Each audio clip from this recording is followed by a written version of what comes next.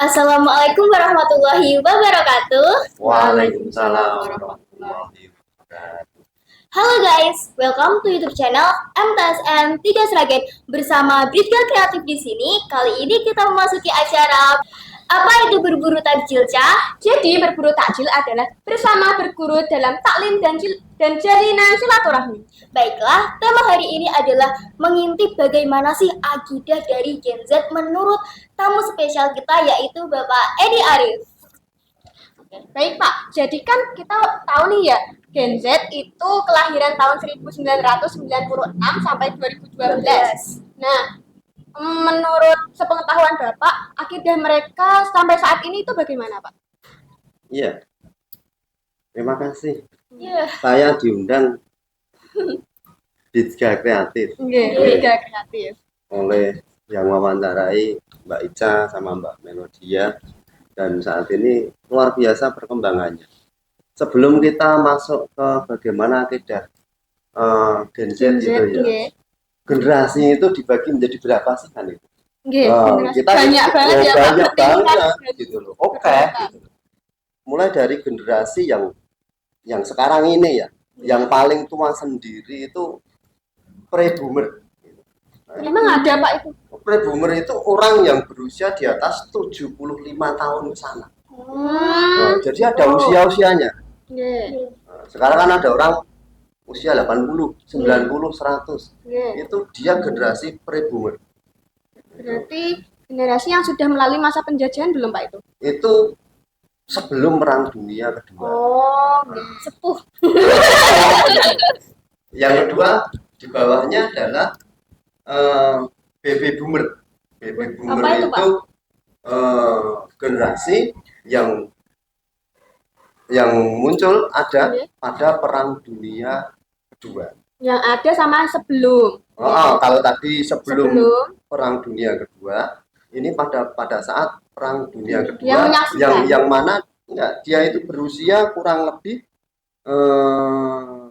56 tahun sampai 74 tahun. Baby boomer. Baby kan bayi Pak. Balita. Nah, setelah itu mundur ke sini lagi rodok nomeneh agak muda lagi itu adalah generasi X. Pernah dengar toh generasi X itu? Generasi X itu adalah generasi yang orang-orang itu berusia 40 sampai 55 tahun. 40 sampai 55 tahun. Jangan bilang habis ini generasi Z, generasi Y gitu, Pak. Berarti kan generasi Z atau dikenal dengan generasi milenial. Anak-anak milenial. Anak-anak milenial. Generasi milenial itu dia berusia mulai dari 24 tahun sampai usia 39 tahun. Nah, itu milenial. Kemudian di bawahnya lagi setelah milenial itu adalah Gen Z ini. Gen Z itu yaitu generasi usia antara, ada yang mengatakan usia 11 tahun, ada yang mengatakan usia 12 tahun sampai usia 27 tahun. Gitu. Setelah itu di bawah mundur lagi ada post Gen Z. Apa itu Pak? Post Gen Z itu adalah generasi sebelum usianya itu 10 tahun ke sini. Atau post Gen Z. Itu ada yang mengatakan seperti itu. Ada yang juga mengatakan ada generasi sekarang yang baru-baru ini ada generasi strawberry. Atau generasi sandwich atau apa, ini yang generasi sekarang ini. Ada mengatakan, saya katakan tadi ada post Gen Z atau sebelum Gen Z itu generasi yang ada saat ini. Nah, sekian banyaknya generasi itu toh Pak. Jenengan termasuk generasi yang mana Pak? Saya generasi X gitu, Gen X, karena saya itu sudah berusia di atas 40 tahun. Sebelum usia 55 tahun. Tepatnya usia 46 tahun, 47 tahun. Iya, gitu. Saya Gen X. Ternyata Pak Edi berusia 46 tahun.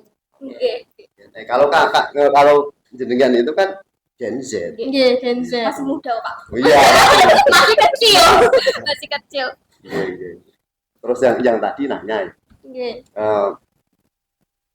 apakah sebelum mulai ke akidahnya gitu. Nggih. Sekarang generasinya itu mau dikatakan orang-orangnya terkontaminasi oleh beberapa hal dengan media dan seterusnya, itu teknologi dan seterusnya, itu memang wajar gitu. Gen Z itu adalah bisa dikatakan e-generation gitu. Apa itu, Pak? Internet generasi. Oh, Gitu. iya. Buktinya juga sekarang kalau nggak ada internet kita bingung kok, Pak. Makanya itu bingung dengan tidak ada internet, tidak ada gadget gitu, tidak ada hal-hal yang lain gitu. Nah, kita akan kebingungan karena jenengan itu adalah Gen Z, generasi internet generasi yang mana karakteristik generasi Z itu adalah orangnya itu kreatif, kita kreatif, orang insya itu Allah. orangnya inovatif, orangnya cepat adaptasi dengan teknologi, peka terhadap isu-isu yang ada, entah itu real atau entah itu hoax gitu ya. Orangnya terbuka, itu karakteristik generasi Z memang seperti itu. Dan kita tidak bisa, generasi kamu tidak akan bisa lepas dengan yang namanya internet, yang namanya HP gitu. Berarti kenapa udah ya? kecanduan, Pak? Iya, terlalu bergantung sama teknologi. iya.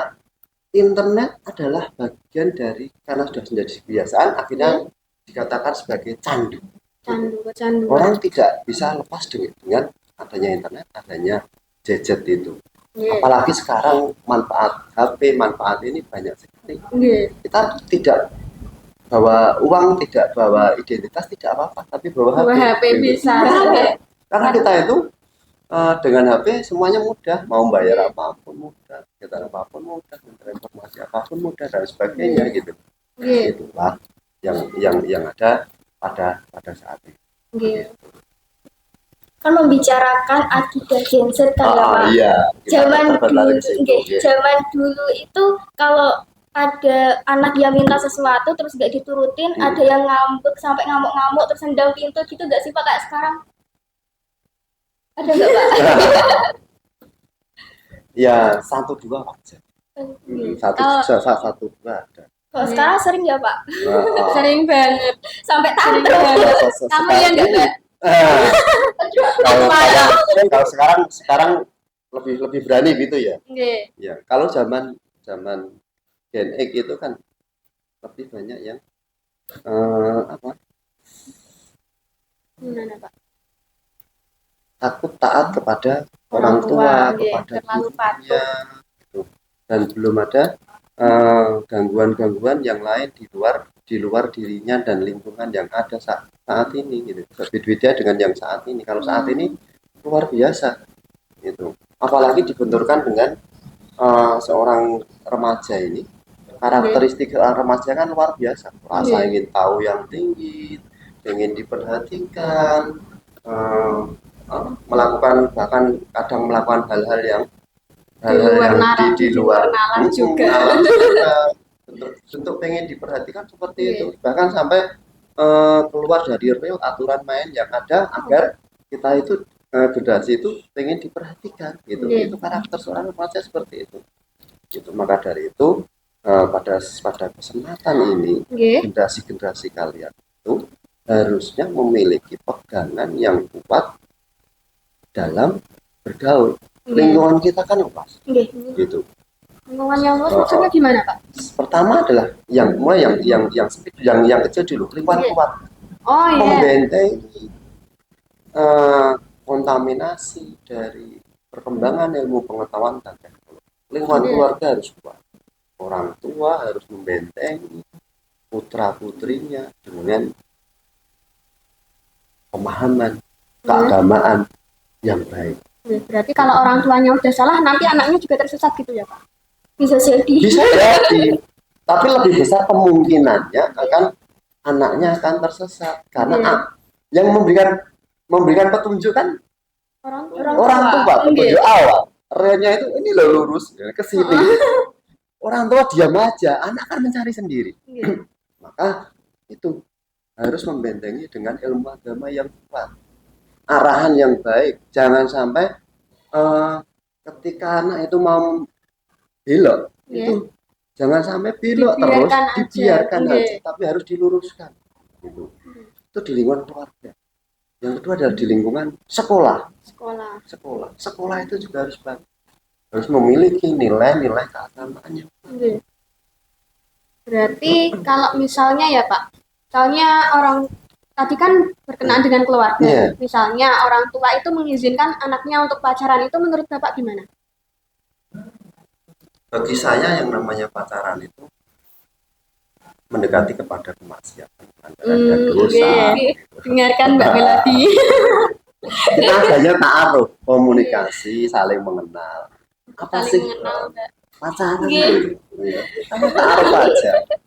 Seperti dengan teman jalin komunikasi gitu aja. Oke. Biasanya orang pacaran kan seperti itu. Orang lain tidak boleh mendekat. Contohnya, kenapa Mbak Ica? Oke. Gitu. Ada punya pacar gitu. Oh, enggak punya Pak. Contoh aja. Iya, contohnya. Pacar. Nah, satu gitu. Kemudian orang lain kan otomatis teman laki-laki yang lain kan untuk dekat, untuk komunikasi dengan Mbak Ica kan ada batasan-batasannya. Oke, ada.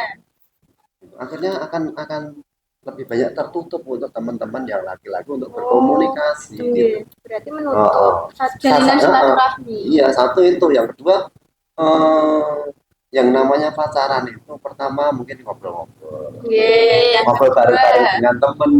Yang kedua, ngobrol bareng dengan berduaan. Setelah itu pegang tangan. Setelah itu apa dan lain sebagainya. Akhirnya akan mendekati pada kemaksiatan, pelanggaran dan dosa. Itu yang ada. Harapan saya anak-anak kami ketika nanti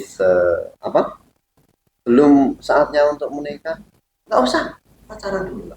Nggak usah pacaran Nggak dulu. usah pacaran, taruh aja, ketemu komunikasi semakin banyak teman semakin baik gitu.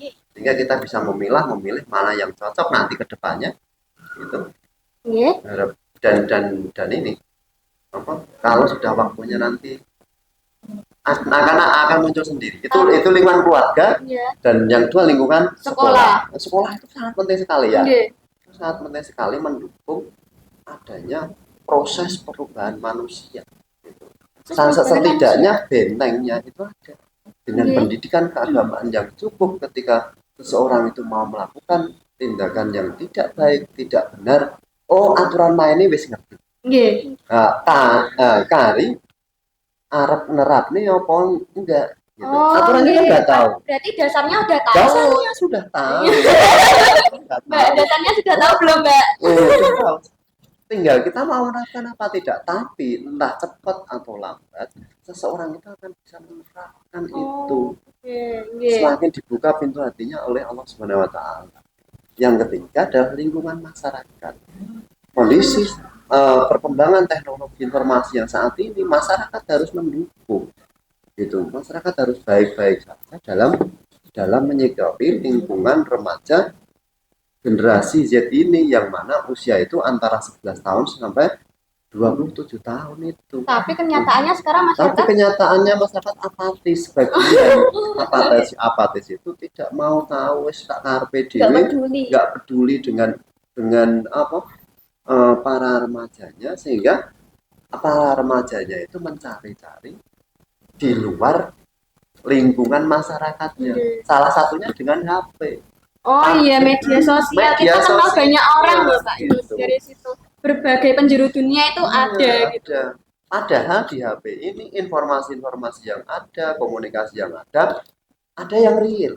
Ada yang hoax. Ada yang hoax. Ada yang teman mencari teman betulan, ada yang teman penipuan, ada yang orang jualan betulan, ada yang penipuan jualan, gitu.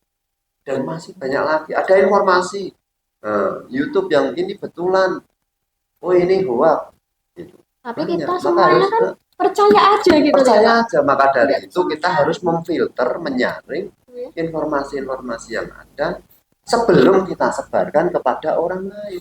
Kadangkala kita belum memfilter permasalahan-permasalahan itu langsung kemana-mana. Bener enggak ini informasi ini? Apalagi hal-hal yang berbau pelanggaran dosa-dosa atau hal-hal yang kiri-kirian itu akhirnya cepat sekali menyebarnya. Beda dengan hal-hal yang baik. Akhirnya semuanya pun tersesat. Akhirnya semuanya tersesat. Yang dapat dosa siapa? Orang yang mulai dari yang menyebarkan pertama sampai orang yang menyebarkan terakhir. Gitu. Kita ini namanya dosa berjamaah. Nah, Selain sholat selain berjamaah, sholat berjamaah, dosa itu dosa berjamaah. berjamaah lewat media sosial. Nggih. Lewat media sosial. Ngerumpi berjamaah juga lewat media Giba sosial sekarang berjamaah. loh. Berjamaah. Giba Dan berjamaah. sekarang banyak juga loh Pak yang roasting berjamaah lewat media sosial. Lewat media Haters. Haters sih. Labrak-labrak. Padahal kan kalau dipikir-pikir lagi bukan urusannya gitu ya Pak. Tapi kan ya Banyak namanya yang ikut campur padahal Iya. bukan urusan. bukan Iya. bukan urusan dia gitu. Maka dari itu akidah generasi Z ini harus ditanamkan sejak dini sampai nanti pada usia yang terakhir itu tadi di usia 27 tahun. Baik lewat berbagai model media yang ada. Iya. Gitu. Dari internet jelas hal yang baik banyak. banyak, tapi yang buruk juga nggak Yang kalah buruk banyak. Tidak kalah banyak gitu. Sing pengajian ya luar biasa Iya. banyaknya. Tapi yang berbau joget gemoy dan lain sebagainya itu juga banyak gitu. Iya. Gitu. Maka dari itu kita harus kita filter dan kita bentengi diri kita dengan ilmu agama yang kuat, yang baik dan diterapkan dalam kehidupan kita. Tindakan untuk memfilter itu gimana, Pak? Banyak sih tindakan-tindakan untuk menyaring apa hal-hal itu. Selain benteng keimanan, yang kedua lingkungan ya. Lingkungan itu teman-teman gaul itu bisa membuat kita itu baik, tapi juga bisa membuat kita itu buruk gitu. Oh, teman kita ngajak, contohnya sekolah, ngajak satu orang ngajak bolos, mau, ngajak lagi bolos, mau, dan lain sebagainya. Lingkungan Berarti itu kita seperti hewan apa itu ya Pak, yang menyesuaikan diri dengan kayak nempel gitu loh Pak. iya. Apa Namanya ya? bahasa Jawanya bungulan itu. Oh iya. Maka kita harus memiliki apa istilahnya adalah karakter, mata, Pendirian yang kuat. Kalau kita tidak mau melakukan ini, ya udah nggak mau. Apapun yang memaksakan, siapapun yang memaksakan, kalau saya tidak bisa untuk melakukan, ayo enggak. Enggak mau. Contoh. Enggak ya enggak. Minum minuman keras contohnya. Saya paling enggak mau minum minuman keras. Pak Edi juga alhamdulillah sampai detik ini belum minum minuman keras sama sekali. Kalau sudah apa? Kalau enggak mau ya enggak mau sampai detik ini.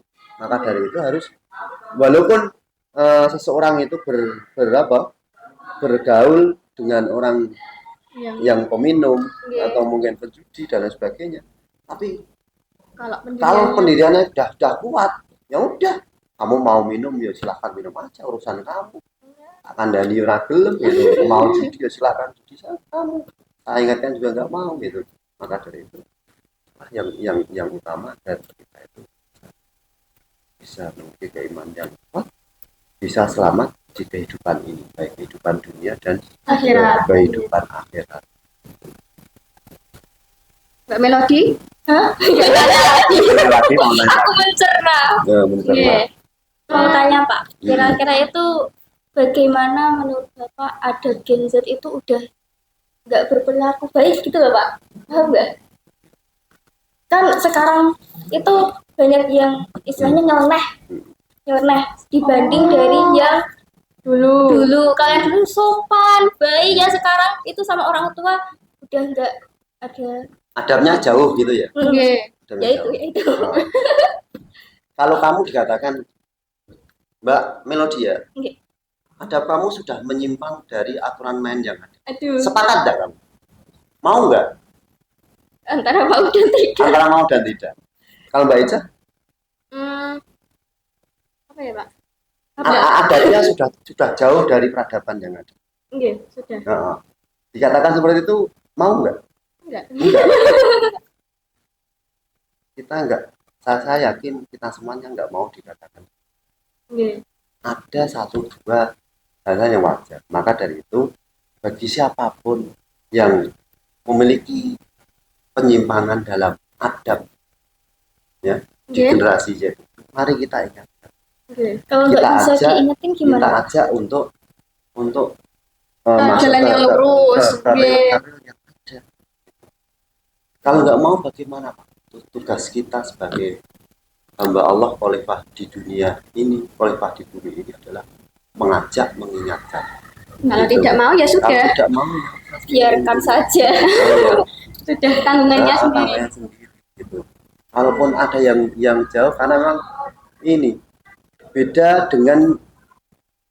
zamannya dengan Oke, zaman beda dulu dengan sekarang ini kan apa gangguan godaannya banyak sekali gitu. Oke. Semakin berkembang Semakin zaman. berkembang zamannya, godaan semakin banyak yang melenceng satu dunia dua ya Pak. Kalau banyak Pak, Ya harapan kalau banyak berarti kerusakan moral, kerusakan mental, kerusakan adab, penanganannya tidak harus personal, oh, tapi bisa diajak ya, bersama-sama. bersama-sama. Nah, Tapi kan hanya oknum yang tidak banyak lah. enggak banyak insya Apalagi Allah enggak banyak. siswa MTS ini. Oh, Siswa MTS ini saya melihat lurus-lurus saja, baik-baik saja, diajarkan yang cukup baik. Gitu. Walaupun Andai kan ada satu dua ya wajar. Nggih, satu dua toh. Karena kalau kita lihat, karena keluarganya ada yang broken home. Oh, nggih kayak saya. Enggak. Atau karena mungkin orang tuanya kerja di Jakarta, Oh, di jauh rumah dari orang tua. dititipkan, jauh dari orang tua. Kurang kasih sayang, kurang perhatian gitu kurang ya, Pak. perhatian Iya. gitu. Sehingga itu kurang perhatian itulah yang Menyebabkan akidahnya itu agak melenceng agak dikit gitu. melenceng. Oke. Jadi Pak, dulu kan enggak dulu deh, orang tua zaman dulu itu kan kebanyakan masih mengikuti zamannya, bukan zaman sekarang gitu ya Pak. Jadi banyak perubahan zaman yang belum mereka ikuti dan mereka tuh menilai anaknya masih berada di zaman mereka gitu. Nah itulah yang perlu kita ingatkan kepada orang tua.